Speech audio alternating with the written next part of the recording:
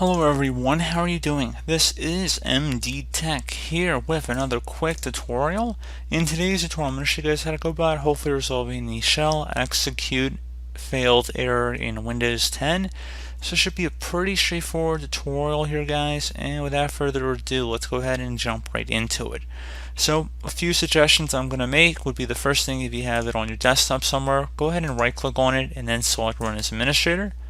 Select Yes to run it with admin permissions if you're prompted, and see if that's resolved the problem. Another thing you can attempt would be to open up the start menu, type in sound. One of the best matches should come back with sound settings. Go ahead and left click on that.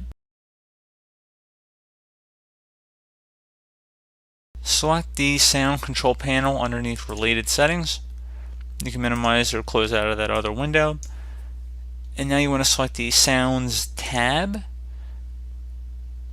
Click the drop down underneath sound scheme and select Windows default, and then select OK. If you needed to change it, so it might have been in a different state, go ahead and just change that back to what it should be.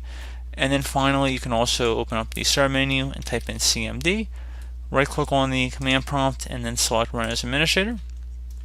If you receive a user account control prompt, select Yes. And you can try running a system file checker utility scan. So just type in SFC and then a space /scan now. Scan now should all be one word after a little / out in front. So again, SFC and then a space and then /scan now as it appears on my screen. Hit enter on your keyboard. This will take a few minutes to run, and then once it's done, you should go ahead and just restart your computer, and that should be about it. So pretty straightforward process here, guys. I do hope that I was able to help you out, and I do look forward to catching you all in the next tutorial.